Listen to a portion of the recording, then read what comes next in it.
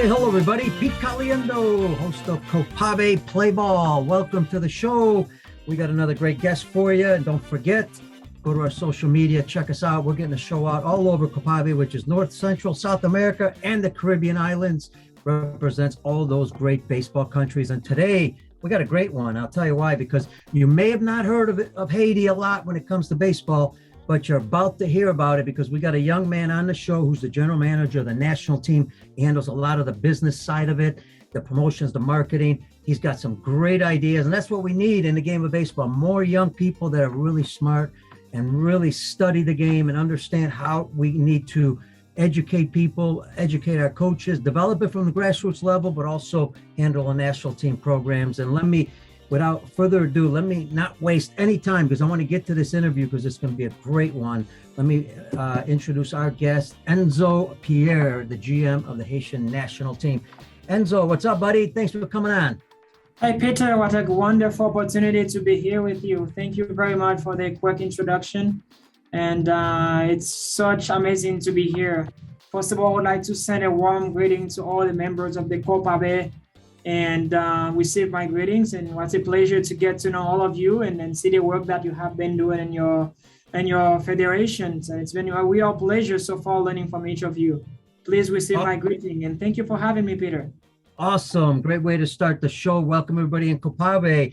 And listen, Ernso and I got a chance to talk a little bit off air, actually for quite a while. And what's great is I got to know his story really well. Ernso, I want to start with, before we get into baseball in Haiti and all that, I want to start with your background because I think it's important because, I'll kind of preface it. Adversity, really builds character. And let me tell you something, nobody's been through more adversity than you have. So let's start with your story when it comes to, where you grew up, how you got into sports, all that. Kind of lead us into, and then we'll get into baseball in Haiti.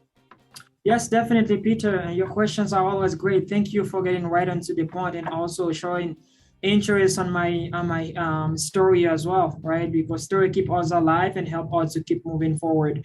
So to tell you about me, I was born in Haiti and raised in the Dominican Republic, and I lost my parents at the age of 8. Living in the central part of Haiti.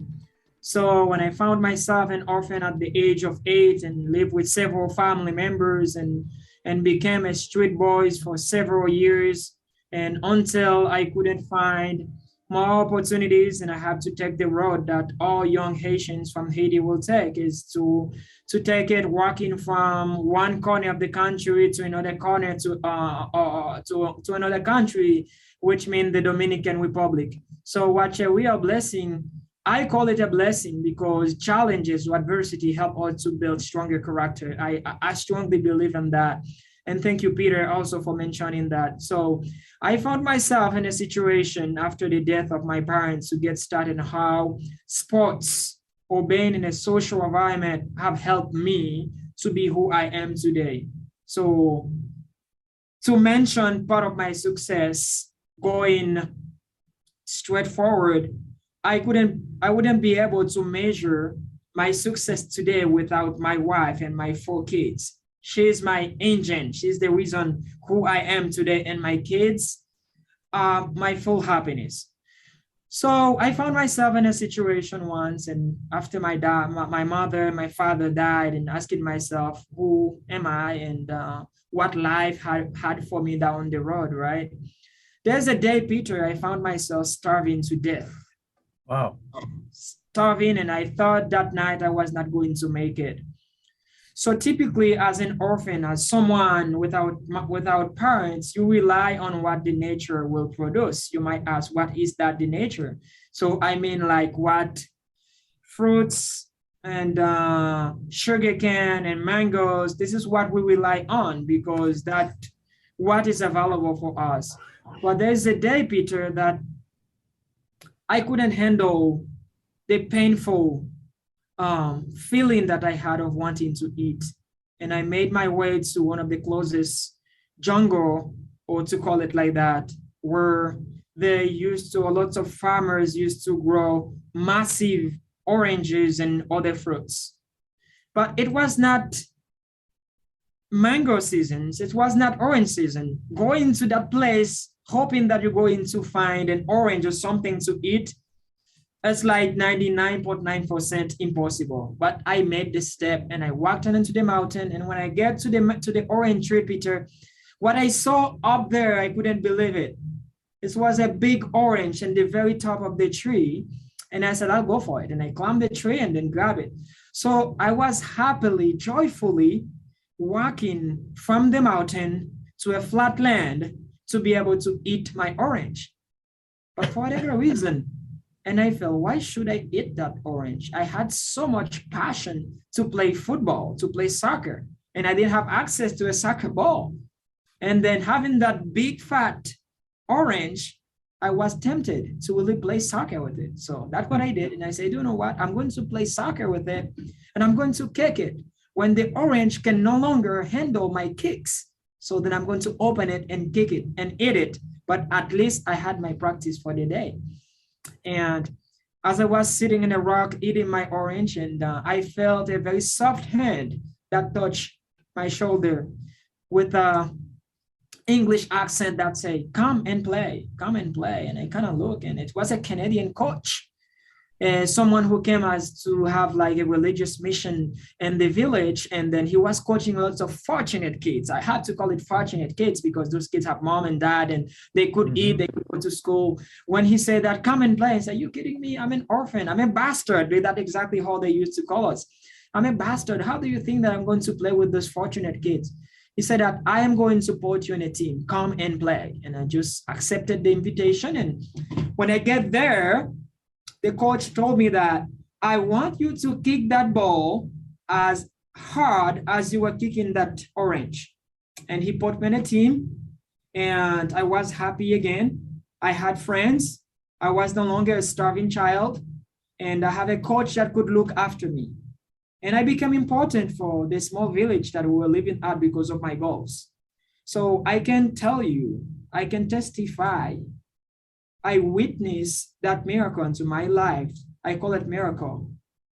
That because of my action of going to that mountain to find an orange from the middle of nowhere, produce such a good opportunity for me to be on a team, be recruited by a coach, and have food and a warm place to sleep.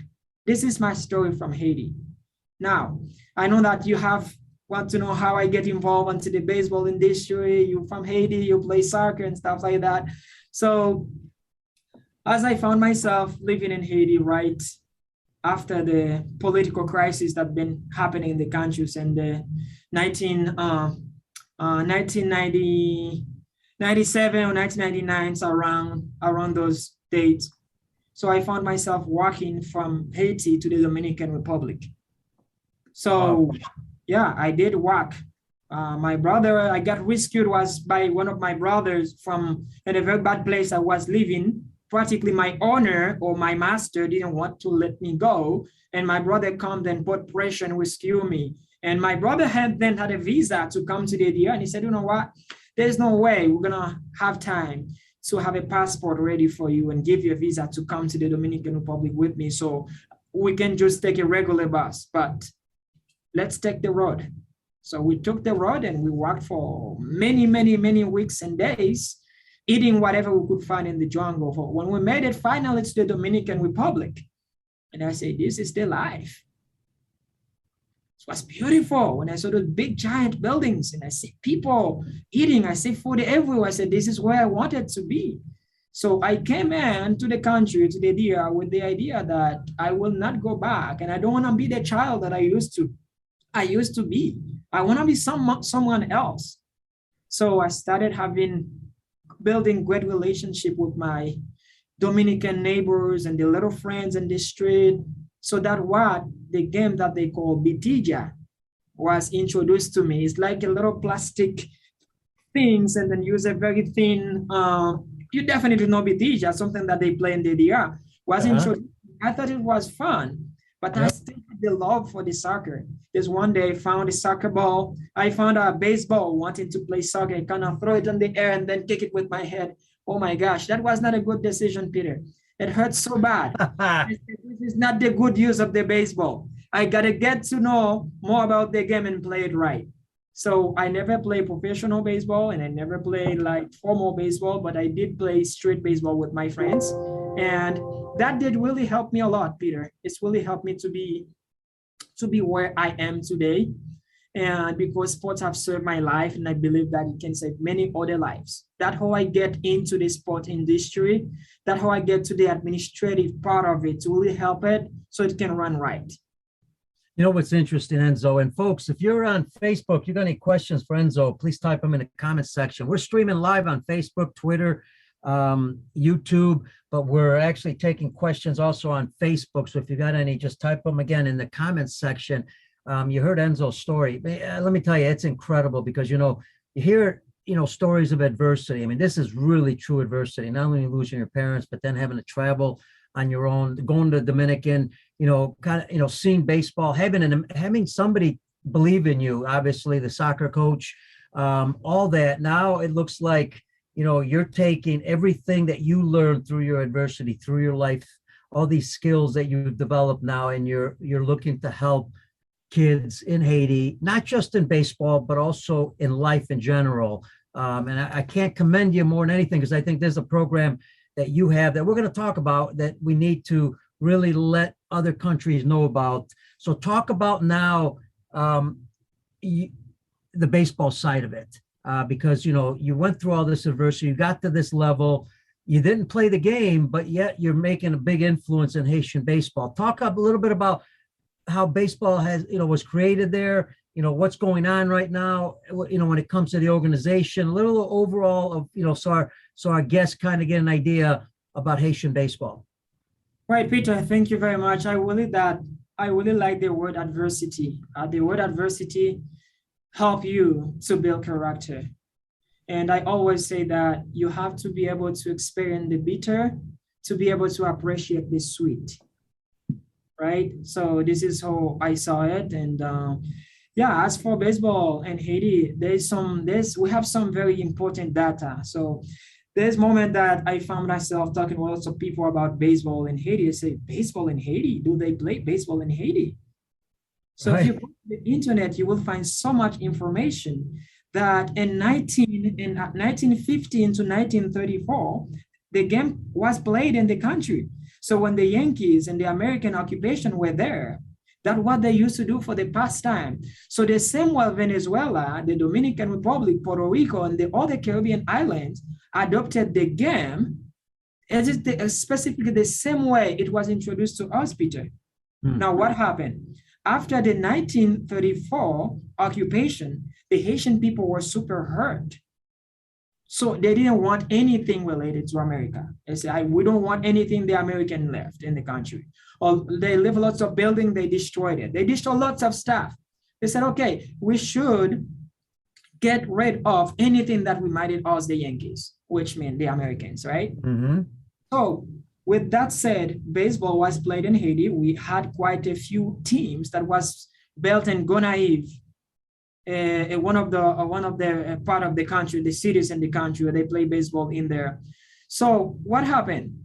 So by 2011, I got connected with one of our leaders in there. Gadi Prophet is the president for the federation. They started the baseball in the country, but at least I saw there's a piece like that was missing, like the administrative part of it. Who's going to do it? Who's going to make the travel? Who's going to make the projects? We are living in 21st century, Peter, without having good projects. So no matter how brilliant is your idea, it will not work. You have to be able to write or type to really make your idea count. Otherwise, it's just a simple dream. So I met with the president and we became really good friends, and then we started implementing some projects. So before the pandemic, we have over 36 teams. Wow. Playing baseball in the country, like 36 academies, playing baseball, competing against them. So we had lots of big projects to build baseball fields together with a lot of associates and partners that have approached us to really help us move forward. There's one thing I really want to know. I really want to tell you, this project of baseball in Haiti is not something that I did. It's a group of good Haitian citizens Mm-hmm. that choose to meet as friends, brothers, business partners, the way we want to call it, to really make it a reality. So when you read up the news, you see like the Haitian are killing each other, Haitian don't love each other, they are fighting against each other. That's something I invite a lot of people to be careful to say it, because we can achieve great things by working together. And since I started this project with the Federation and with my other three Haitian friends, we have been tirelessly working to make it happen. So That's with that, awesome. people have been played in the country, and then we have a couple informal academies functioning in the country. Unfortunately, there's certain places we cannot get there yet because of the situation in the country, but like, just watch out, something big had to come. You know, what's interesting too is, and I'm going to ask you about the pandemic, because a lot of things went, talk about adversity, many countries, almost all countries that play baseball during the pandemic, had to kind of switch gears a little bit, because you couldn't go out and do things with the kids or the players. So what did you guys do during the pandemic? How did you keep the ball rolling, the education, the excitement of the game, without being able to go out and actually participate? That's a really great question and thoughtful, Peter. So our federation, we have constant meetings, because without the meetings, we will not be able to put the pieces together. You have to meet constantly. So we are so grateful that we have access to the internet. I call that a blessing, super blessing, fortunate, right? That we can communicate no matter where we are. So with that said, we met twice a week. And since we do not have baseball fields in the country to really practice the game, what we do, the president and I, we are implementing the baseball 5. Right, to really keep the little ones going, give them the ideas and the principles of the game. Because baseball 5 right now, I will call it, it's a good way to really get the kids where they want to be in the future when the country is open for baseball. Why? Because the baseball 5, you can play it anywhere. You don't need like 3, 4, 5 acres to really play baseball 5. So that's what right now we have been slowly working on with the smallest kids, but outside of Port-au-Prince, because the country, the capital right now is setting on fire. It's a complete mess. But we're going in the suburbs area to be able to implement the game. So by the time that we have a relief, hopefully soon in the country, we can start then having normal baseball practices going on in the country under the direction of a few Cuban coaches that we have imported from Cuba. Right now, we have like 3 or 4 Cuban coaches with experience helping us planning for when the country has a relief from all of those scarcity thing that is going on. So this will be. So during the pandemic, like these kids, were they doing something? Were they, I don't know, throwing the ball against a wall, or was there anything going on for them? I mean, what could they do during the pandemic if they really like baseball? Was there anything they could do at that time? So that's why, like I mentioned before, in Port-au-Prince, we cannot do anything, but outside of Port-au-Prince, these kids continue throwing the balls, continue catching, and continue having their regular activities. Yeah, that's good. I like that. And the other area of this is, and you mentioned the adversity. There's adversity within the country, as you just mentioned, in Port-au-Prince. So you almost have to, you got that road, you're going in this direction, then you got to shift a little bit here and a little bit there. I mean, you've got to make adjustments on the go here, because you don't know what's going to happen from day to day sometimes. Talk about that area and how you handle the adversity of the country and trying to implement baseball also. I think one thing that is keeping us alive, Peter, are the kids. It is incredible how adaptable they can be. You come with the idea, you introduce it to the kids, you say, this is what I want to do, this is what I would like to help you implement. They will compete against them. They will just get together and then they will say, let's see who can throw the ball harder. Let's see who can bat harder. Let's see who can run faster. And because of that energy, as adults, as professional businessmen, parents, you said, you know what? I need to set at least 30 minutes of my time a day or a week to really get those little ones going, because desires cannot really give us the moment to really think of taking a break. So with that said, they are continue doing their practices. Lots of parents try not to let them go out because there's a lot of problem with kidnapping. We don't really want to put those kids in a situation where they have been kidnapped and then the parents mad at all and suffering and all of those things. But we try to adjust it as positive as we can to help those kids to keep themselves active. For example, there's a young man, his name is Fabrice. He has a baseball club in the country that he calls the Eagle or the Eagles, right? So he went to Switzerland and he got a very extensive baseball training in there. He came back to the country. The Federation covered all of those expenses. He came back to the country with a certification. He's one of the local that we are relying on to really keep those kids alive, to keep them like motivated until we can have a break from all of those situation adversities that the country is facing right now. You know, I got to believe that the Haitian kids are no different than any kids in the world, but also Copabe, I love about Copabe countries is the kids have a lot of passion for the sport. They love the sport. They're energetic, they play positive. They've also been through a lot of adversity, depending what country you're talking about. So there's other factors that we're talking about here, because we're not just talking about adversity of life, but then you got the adversity that, things you may need to develop the sport. Talk to us a little bit about some of the things that you could use in Haiti, because we're all praying, obviously, for the country, things to get better. But also when it comes to baseball, what you need to be able to grow the game. I think right now our main challenges are coaches, equipment. We have a ton of equipment thanks to the Jack Brewer Foundation. He's a former NFL player. Mm-hmm. And, he provided, I would say, a full 20-foot containers of equipment to us. We are very grateful. Wow. Having the equipment, Peter, and not having the right coaches and the right coaching, it's kind of like worthless, right? So that's why it's like giving a guy a training on how to fly an airplane without the proper manual. That's if you find out yourself in this situation, this is where you need to go, right? So I think right now, what we really need or will be needing extensively will be like a professional like you, Peter, coaches that can come give seminar. For example, we are relying a lot on André Lachance because he speaks French. He's a great Canadian. I call him a good Canadian. I call him mon frère, my brother. Yes.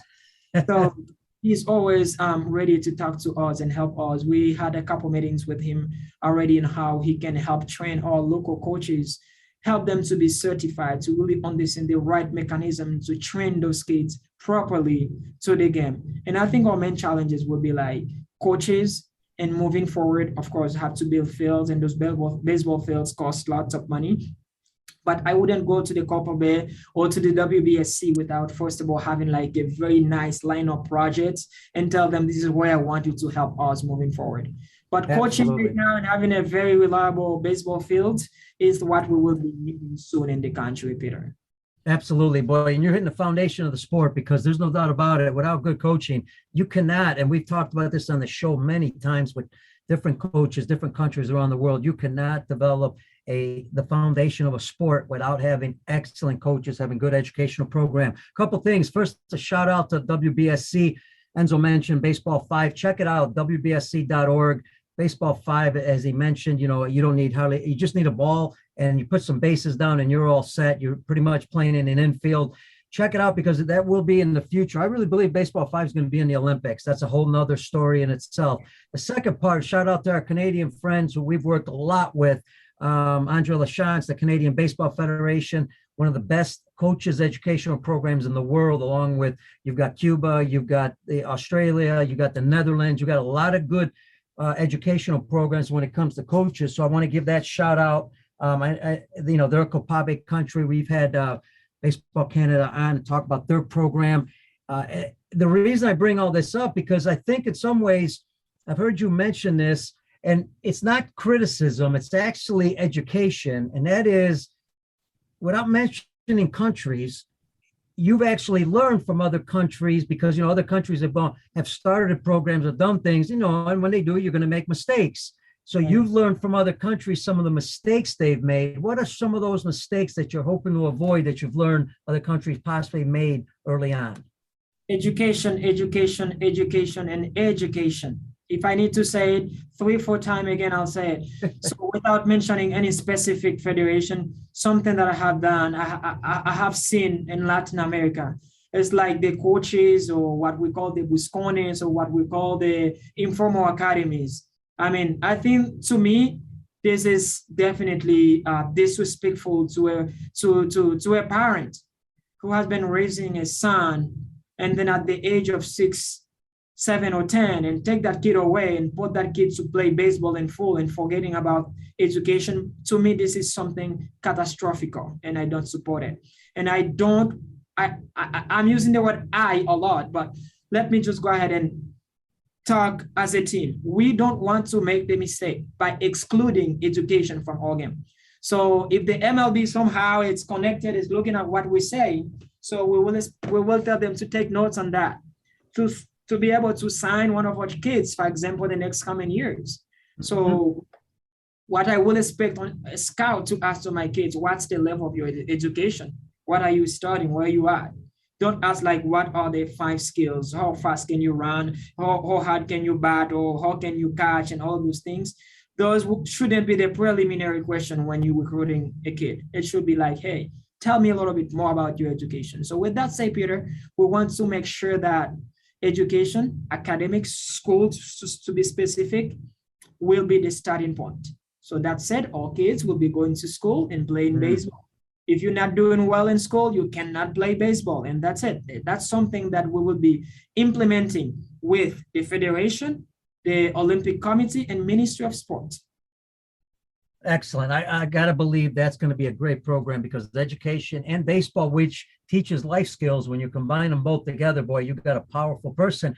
We all know that, you're only going to play baseball for so long. So many guys are going to make it to the major leagues, some the maybe minors, some college baseball, if you're lucky, even high school baseball. But what are you going to do after the game? And if you're playing the game, Enzo, right, and you're educating to make sure they go to school, because we do know there's a lot of countries that some of their academies, some of their areas, they don't necessarily worry about the kids going to school, like you said, because all they're worried about is selling the player to a professional team.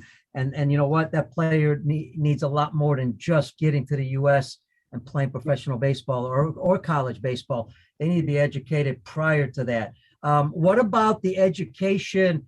We're talking about school, right? And we're talking about life skills in baseball, but then we've also got to prepare them, and I'm assuming this is part of it, prepare them to come to a country like the U.S. They may speak English, which is great, or they may not, or they need to learn other skills to be able to handle the culture, which might be different here in the U.S. Peter, at this very moment, my phone is ringing. Lots of kids from the Dominican Republic, those we call left behind, are asking me, Pierre, what can you do for me? I am 16 years old, and based on the last tryout that I had, I'm going to read it. Based on the last tryout that I had, and the coach and the scout say that I am too old. So I know and I believe in my skills. What can you do to help me? So when you receive those type of messages, you say that what could have done better before that? The kid dropped school early and not been able to graduate high school. And you said, wow, this is definitely catastrophic. So with that said, we're trying to avoid that in Haiti, but at the same time, I put lots of time in the Dominican Republic working with lots of young Dominicans. So right now, one of my pitchers is playing with Dawson Community College in Montana. He is the top athlete at high school and college level for the whole state. He is 18 years old, coming from the Dominican Republic with 0 English. Wow. But I see the potential, and I said, you know what? I am going to prepare you. I'm going to send you to college. You're going to learn English. And then let's see what the future has for you in the corner. So when I received that call, and he told me that, Pierre, I received lots of calls, lots of D1 school are calling me, are contacting me. I don't know which one to choose because they said that they like me.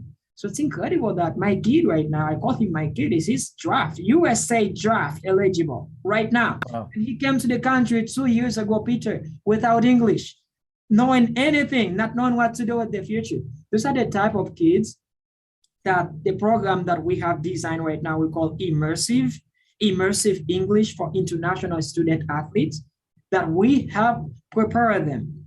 If July 2nd came, or what they call Julio Dos in the Dominican Republic, you feel you are left behind and you have the skill, you have desire to study, so then our immersive English program is for you. So we prepare you, and after 2 or 3 semesters with extensive English, we get you immersed into the language. So we are associated with 420 universities in the United States. So with that said, whenever those scholarships become available, Peter, we are the first group to be contacted. What do you have for me down there, Pierre? So among those talents, I pick some and I send some. So we have over 15 kids right now from the DR only studying in the United States. They were left behind, and then most of them are USA draft eligible. Wow. D1 college baseball. Wow. Outstanding. Now, I'll tell you what, you're heading in the right direction when it comes to coaches education. And I can tell you this, as vice president of ISG baseball, for over 30 years, we've been doing coaching programs around the world. We are going to work to get to Haiti and come also there to help coaches in Haiti. You've also got Cuban coaches there, which are outstanding, Dominican coaches. The other part of this, now you got the coaches, and the coaches are going to educate the players or help them get better educated so that way they can get better as players, as individuals, as human beings. But then the next part, and I'm assuming this is part of the program, but it sounds like it might be easier in Haiti than it would be in some other countries, even though soccer, and we say football, but soccer that we call soccer in the States is a competitive sport and most kids play soccer. You've got to go out and get kids to play baseball. One, how easy is it to get them to play baseball? Because it sounds like they enjoy it a lot. But two, what do you do to get them? In other words, how do you show them the game? Do you go to the schools? What's the program? This is a good question, Peter. There's a saying that where the sugar is sweeter and juicy, you will find more ants. I love that. So we have made a mistake. When I say we, I mean the Haitian. We made a mistake by saying no when the sport was introduced to us. I'm pretty sure many of those guys right now probably have passed since 1915. All of them have died. And if they are somewhere listening to this interview, they will say, oh my God, we have made such a stupid mistake. So now look at the baseball in Venezuela, Cuba, and other countries. Why did we say no? Because the soccer didn't get us anywhere. Please, Peter, let's just go ahead and brainstorm in the internet. You might not know that. Show me a group of Haitian playing like first division soccer in Europe. Soccer, right. No. Practically none, right? And if they are like Haitian kids born in France and playing in there with the French nationality.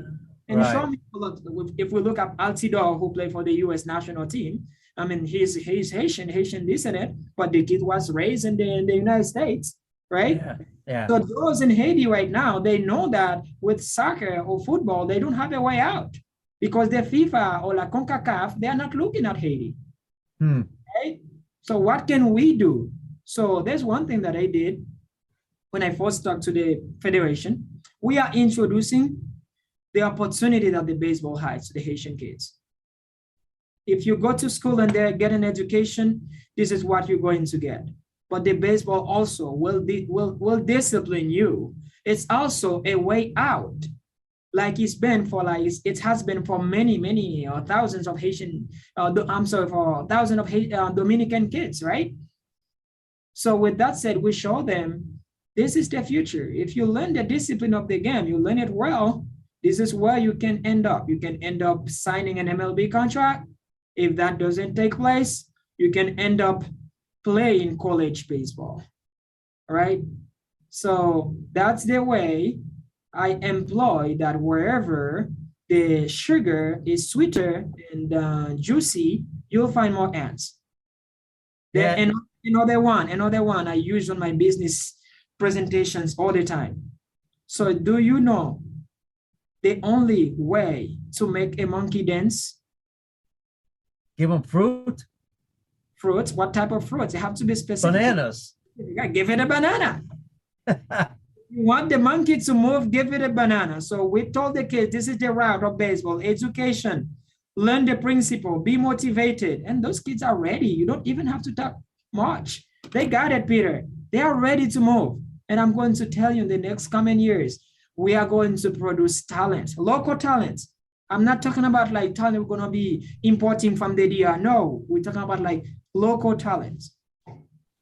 Yeah, and you know what? And importing talent from the Dominican Republic only helps when they're playing along each other, right? When they play with Dominican kids, that just helps their experience because there's some of the kids in the Dominican are pretty experienced. I think from the education side, I think the players off the Enzo have to understand that what's interesting is when you're talking about even high school baseball in the U.S., because you can have Haitian players playing high school baseball. When you're talking about college baseball, coaches are looking for the skilled players, but they're also looking for the smarter players, because those smarter players that translate from the classroom to the field, you become a much better player in the field. So that's what I love about the program. Now, and feel free to add anything you like when I ask you the next question. But here's the other part of this. The Haitian kids also have particular athletic skills because you're going to need both. You're going to need some athletic skills and you're going to need education to balance the two. Talk about the athletic skills they have when it comes to the game, why they can, advance further than maybe some other players around the world. Definitely, Peter. I always say that the Haitian people are adaptable. So you recruit a Haitian and tell the Haitian, I'm going to bring you to Idaho and there's snow everywhere. Yeah. And within 2 days, Peter, who was born and raised in Idaho, will say, wow, this is so cold, I can't handle it. And the Haitian will say, I got it, no problem. Wow. They are like strong and resilient people and willing to learn. So with that said, when the game was introduced to them, we knew that. For example, let's just use our coach, head coach, Lino Rivera, a master in the baseball from Puerto Rico. So he was interviewed once and he asked, why Haiti? And he said in Spanish, son muy atléticos, son muy fuertes. Like they're like athletics. Yep. They're strong. They know how to play the game. I mean, those kids, Peter, have been throwing rocks at the coconuts every day to survive, throwing rocks at the mango every day. They have practices and there are 6 that don't even know. It's about helping them twist it around and helping them to find the right direction, So I'm going to just share something quickly with you, Peter. There's one Haitian kid, Haitian Dominican, that we brought straight from the Dominican Republic for a tryout in Miami. So when he got there in Miami, he was looking at the buildings and everything amazing. He loved everything. So when we give him a brand new cleat, he put the cleats on and then he got right on to be able to measure his speed and agility and all those things. It was like a speed session. So the kid was running with the cleats and in the middle, he stopped. And the guy who was taking the speed said, why did he stop? What did he stop? And then he walked back and he said that, how fast did I run? And I don't really remember the speed, but it was a very high speed he was going. And he told me in Creole, Nkakui, please, which means I can run faster than that, but I can do it without the shoes. If you took the shoes off, the cleats off, I can just double what I just did. Wow. So we say, okay, great. Man, I don't think I should do that because if you get injured, man, what's going to happen? He said that, just do it. So Peter, what we did is we told him you're going to do what you feel more comfortable to do.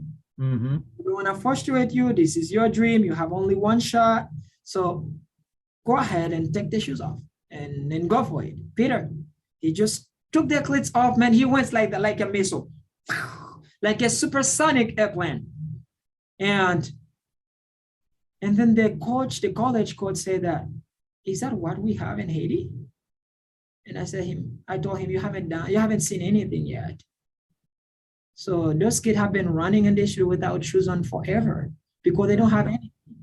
So when you give them a glitz, it's hard for them to really get that quick adaptation. They want to be themselves. Now, we are not going to put them in an official game without glitz on. We have to follow the regulation.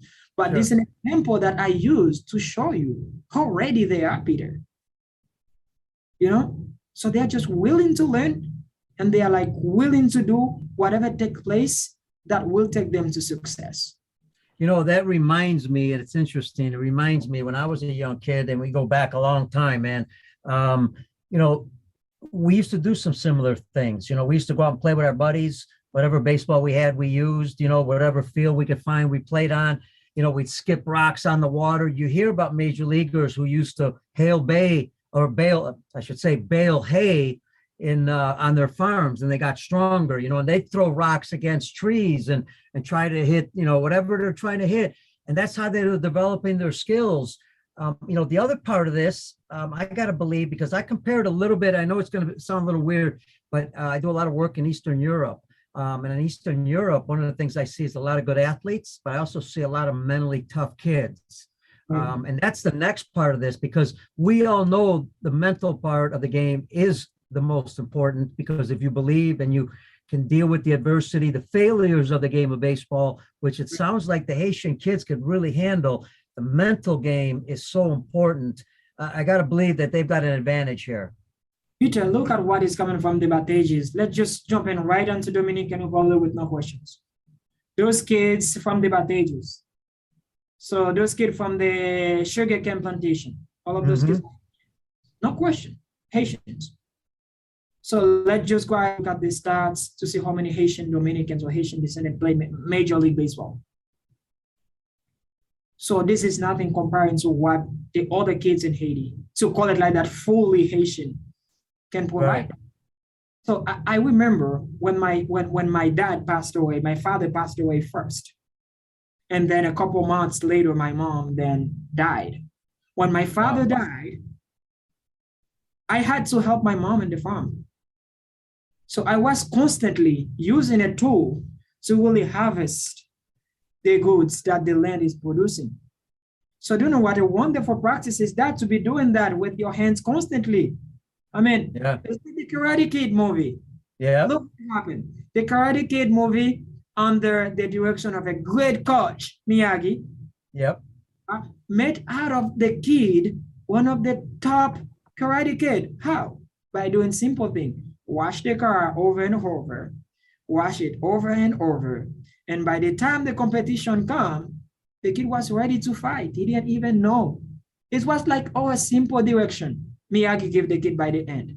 Simple direction. Now, go ahead and do everything that I taught you to do while cleaning the car. One by one, and then you'll get where you are. That's exactly how I see lots of Haitian kids. Hey, folks, if you go ahead. I think you broke up, Enzo, just for a second. You were mentioning you see this in Haiti kids, right? Yeah, I see. Yeah, exactly. I see that in the Haiti kids. They have been working with their hands constantly, doing something constantly with their hands. So that's it. They are really ready to throw. They are really to hit. They are ready to run. And so let's go back for a second to the coaches, because I want to stress the coaches one more time, because it's such an important program if you're going to develop the kids.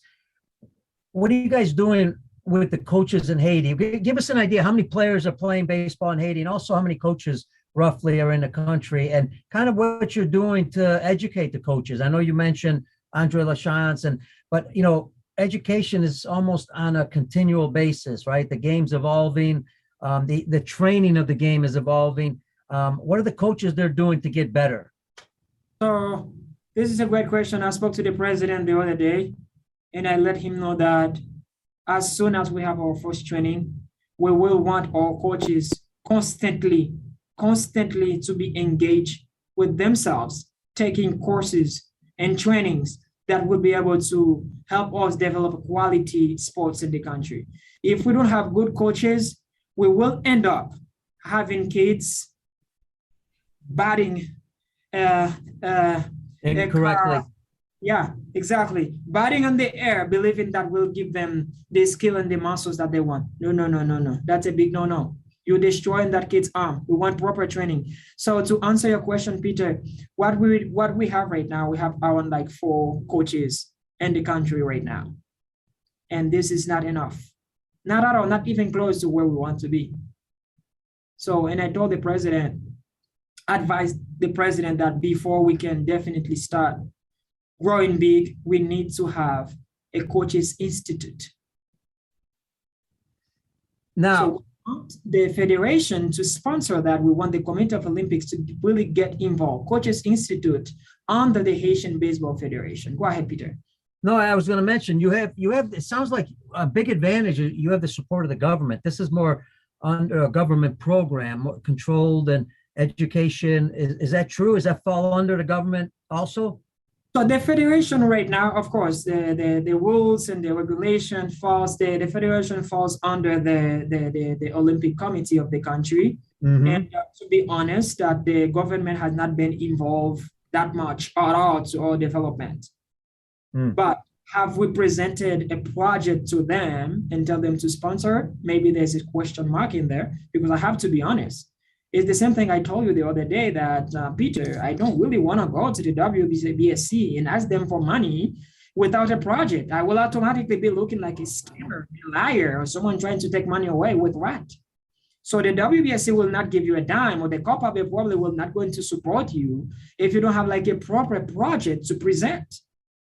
So we are working on something to introduce to the government, to the Ministry of Education and Ministry of Sports, and show them where we really need the support and become their best partners. I believe that good sport development in the country cannot work without the involvement of the Ministry of Education, Ministry of Sports, which automatically include the government. Without that, it's just backyard things. You know what the meaning of the backyard things? Like informal. You will struggle. You gotta make the government your best partner to be able to have a chance. Folks, I told you this show was going to be exciting. I also mentioned that we're going to have a young man on who has a sense of a very good direction on how to develop the sport in that country. You know, you mentioned coaches and getting coaches. Now, I'm assuming you got to have a program now. You got to go out and try to recruit more people. That's always a challenge. It's a challenge anywhere in the U.S. because most of them, believe it or not, the largest coaches group, even though they're not organized, but the largest coaches group in the world are volunteers. You can add up Major League Baseball, minor league baseball, high school, college, add up all the coaches in those levels that are mostly professionals. And the amateur or the volunteers have the largest group by far. And one of the tough parts is getting volunteers, whether it be moms and dads or whoever they may be, to come coach maybe a sport that they're not familiar with. That's a challenge. How are you gonna go after that challenge? Because it looks like you love this challenge. Yeah, I love it. I love it. I think we need to go to the hardships. Like, again, we have to go to test the bitter side of things to be able to appreciate the sweet bitter. So it's a challenge. I have made connection with lots of NCAA retired coaches. And also I have made great connection with Al Goldies. I don't know if you know Al Goldies. Sure. Al Goldies, former White Sox executive. Yeah, exactly. He's a pretty good friend of mine, by the way. Chicago guy. That's where we're at, right here in Chicago. Yeah, Chicago, yeah. Al is a great friend of mine. So I talk to Al a lot. So before the pandemic, we were going to put a group of coaches together to help with Haiti National Team. But it didn't work out. But fortunately, Lino Rivera, the Puerto Rican, came our way, very excited, and tell me, Enzo, you tell me, Aldo, voy a hacer lo que sea. Dígame lo que hay que hacer. Like, tell me what I have to do, I'll do it. So with Lino, I'm not going to say we are all set when it comes to coaches, but what a coach that we have. So with that said, he's working really hard. But Peter, hey, you're not going to run away from that. I'm going to keep you. So with that said, be close. Don't run. Be close. So we will need your help, your coaching skills, and your support. And then whenever things go better in the country, we'll need you to really help us put a group of coaches together to help. Because believe me, we appreciate the help that the Cuban is giving us into the country. Oh, those are great help, but will we keep the Cuban forever? No, not at all. We like them, but we want to be able to produce our own coaches so we don't have to rely on the Dominican Republic, even though we are very grateful for everything that their federation have done for us. We don't need to rely to what the United States have or Canada. So with that said, for more appreciation that I have toward Andre Lachance, I don't want to call him every day to come and coach my people. I want them to be able to learn from him and take that knowledge to be able to continue coaching other people in the country. That's how we can be a solid and sustainable federation. Otherwise, I haven't seen any federation that can say we are like independent. We can do anything in our own without first having a really good coaching structure for their athletes. Well, the way you're going, there's no way we're not going to help, and we're definitely going to be helping you. So don't worry about that part, because we're going to be staying in touch.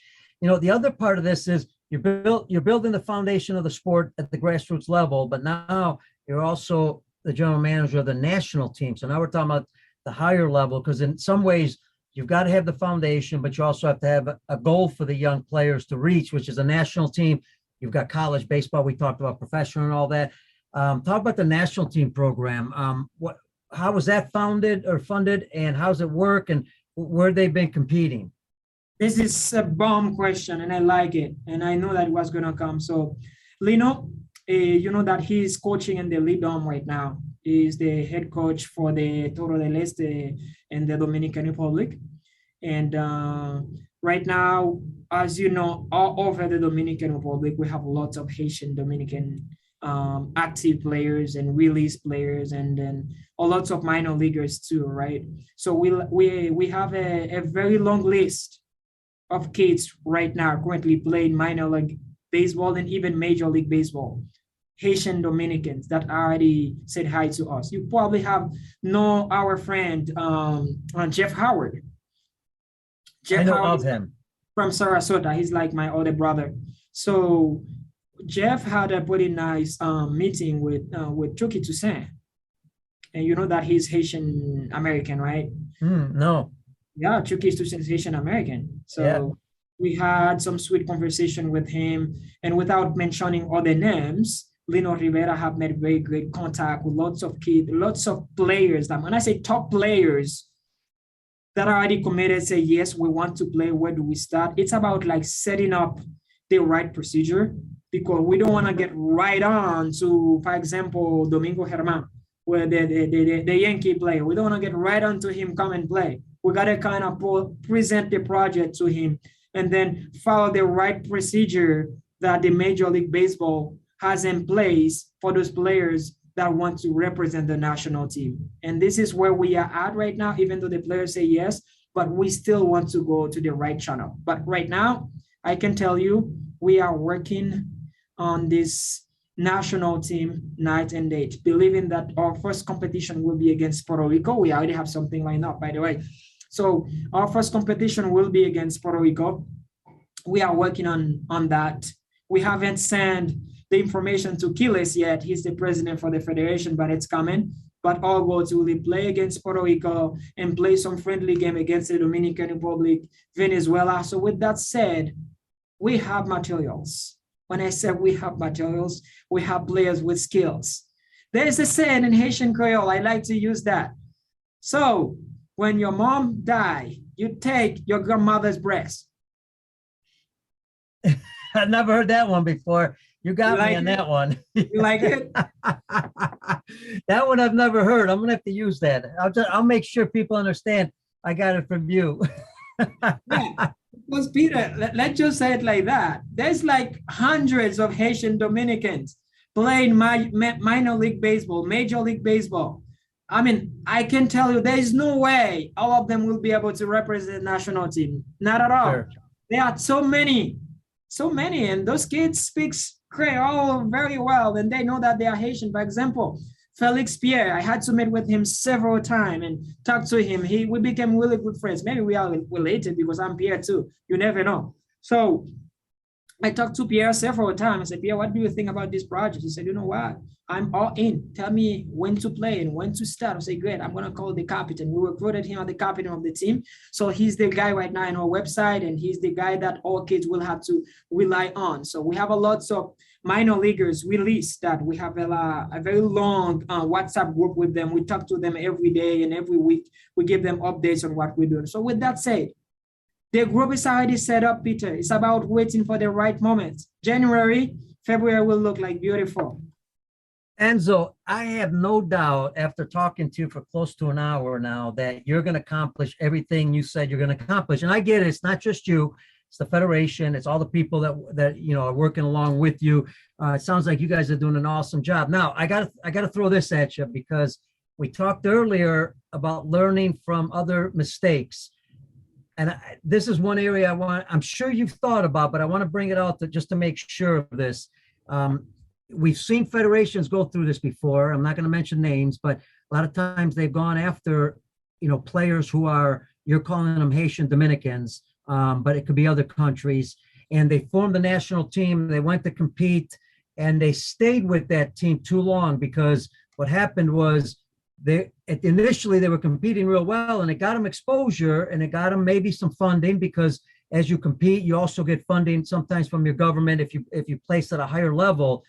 But at the same time, eventually, I realize the numbers aren't there yet, but eventually the kids born in Haiti are going to have to be on that national team because they've got to see a goal. If they see other players coming from other countries that happen to have Haitian backgrounds, after a while, they're going to say, well, why would I play for the national team? I'm not going to have a chance. These guys are way too good for me. What's the goal there so that doesn't happen?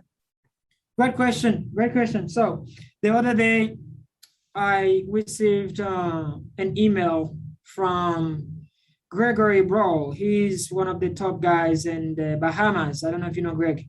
I know the name. I don't know him. Yes. Yeah, Greg is a great guy, and he's a leader in the Bahamas. I talk to Greg a lot. And Greg said that we're going to have a Babe Ruth tournament in the Bahamas, and by next July, and I want you to put a U12 team together. And I say, just let me know when to start. So right now, at this very moment, I have coaches all across the Dominican Republic right now, recruiting those little ones, Haitian, fully Haitian, that to really prepare them as a pipeline, to represent the country with pride. Because this flag will be represented with pride. If any players is not willing to really lift up this flag so that you don't belong, you can't play there. So I believe the importance of the pipeline is really important, Peter. It's really, really important. Otherwise, you will run out of player. So with that said, we are putting those little ones together at an early age. So I have sent several checks already to the Dominican Republic, to coaches, so they can go ahead and recruiting those little ones for us. So it's about waiting for the right time, the right moment, and having the proper permission and the authorization from the Federation to start an official practice over there until our country's door is open for us to have better preparation for our kids to compete. But we don't want to make the mistake by relying on those very well advanced players and then leave the one we believe that is not good enough behind. Look at Japan. I think the Japanese, they are great, and everything that the Japanese touch in sports, they are just great. It's just incredible. Absolutely, absolutely. They believe in development. The Japanese can just, let's just say, the Japanese can easily pick up a guy from Japan with one arm, and then they help you to pitch properly with the other one. Like so. How do they do that? Because they believe in the importance of early development. Right? On early development, the Japanese is about like creating, developing. That's what I like. And that's what we want to do, Peter. We want to make sure that those coming behind us are ready to step in whenever we need them. Love it. I love the energy too. I think that's so important. And that's part of coaching also. Hopefully you can, the coaches in Haiti will develop also that passion, when working with young kids. Hey, listen, as we come to the end here, I know you've got future goals. I mean, you've talked about a lot of them, but I'm sure there's other things that you're working in the future. You've got a big plan. I mean, we're not talking about a 1-year plan. We're talking about a 10, 20-year plan here. What are some of the interesting things that you're looking forward to build when it comes to goals for Haitian baseball? So as for goals, I would like to see Haiti playing all Olympics or the next coming ones. Unfortunately, in France, we're not going to have baseball, but Right. we were ready to really kick the French people's butt by playing baseball against them. But unfortunately, they didn't put baseball on that. But yeah, we want to be able to participate in all Olympics that include baseball, the Pan Americans, and the World Series. And in the country of Haiti, I haven't presented that idea to the Dominican Winter League yet, but we do want to have a Haitian team participating in the Dominican Winter League, that fully Haitian. Excellent. So that's one of the big goals. I mean, you know what?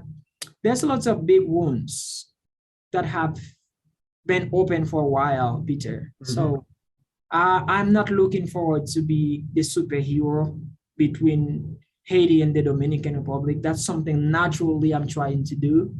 And I enjoy it because it brings joy into my life and those I serve. I like to be a servant. And I believe that there's lots of big wounds that have been open for quite a while between both nations. And I believe that if we could share a little bit more in common what they have, maybe those will be a small step to start with, to start closing those gaps little by little. And I believe that sharing the same passion of baseball with the Dominicans the situation will help for them to get to know us more and for us to help to get to know them more. It's not like now about like dancing merengue. All Haitians know how to dance merengue.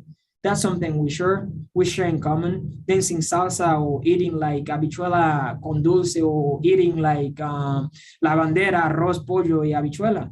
We share all of those things, but there's something that really has lots of passion. It's baseball. Can we use it to really bring us together as neighbors, as friends? Now, I keep the political side away. I'm not bringing it to what we're doing, not at all. I will reject any support from any group that wants to make politics as part of this project we're doing. But at the same time, we know that can bring joy to both nations. So to summarize, we want to participate in all Olympics games that include baseball, all the Pan Americans, and we want to participate in the World Series. We want to play it. And finally, we want to create a club straight from Haiti, practicing in Haiti, living in Haiti, to be able to play in the Dominican Winter League. How it's going to happen, I don't know yet. But do we have the goal? Yes. Are we going to talk to the lead-on? Yeah, we will talk to them. Yeah, will they accept? I don't know, but we're going to get there. I got a feeling you're going to get there. And I know you got to crawl a little bit before you run, but I got a feeling you're going to do it. And, one thing about baseball, I've been fortunate. I've been to over 50 countries. And one thing I've seen baseball do, and that is bring people together. So I know the game can do that. I know you're going to do it. And here's what I see for you in the future. I'm looking long-term for you also. And a shout out to the World Baseball Classic and our friends at Major League Baseball, because Haiti one day will be in one of the qualifiers or in the World Baseball Classic. That's going to be, I think, is the ultimate goal eventually. And then along with the Olympics, but I think that's a good goal also. Right. Long-term goals, but everything fall under good leadership and good coaching practices. Otherwise, this is just dreams. Ernso from Copabe Play Ball, I got to thank you so much. The people, first of all, the people listening on, on Facebook and watching Facebook and YouTube and Twitter. Hopefully, if you didn't get a lot out of this, man, you just weren't listening, because I think Haitian baseball is on its way to really great things. And on behalf of Copabe Play Ball, I just want to thank you, man, for joining us. It's been over an hour, and I could keep going with you, man. You got a lot of energy, a lot of excitement, and you're going to be, and you are, and will be even greater for the game of baseball in Copabe. Thank you, Peter. Thank you for having me. It's always amazing to talk to you, and this is an opportunity. And keep changing hearts and keep touching hearts. And I think what you're doing is amazing. And I invite all coaches and all federation from the Copabe, even the Copabe from the Caribbean, to really follow those great feedback that you have for coaches. And they're not going to waste their time. I extend my invitation to each of those federations to really follow along with you because you are teaching really good stuff. Awesome. Thank you, Ernso. And folks, we're going to put Ernso's email and all this information on the show notes on the website of Copabe Play Ball. I'll put it also on mine. And that way you can get a hold of Ernso if you got any questions for him, you want to help in any way you can. Obviously, we know coaches' education is number one. So I know we're going to put some efforts into that. And I say we, ISG Baseball, we do that around the world. We're going to be helping Haitian baseball pretty soon here with their coaches.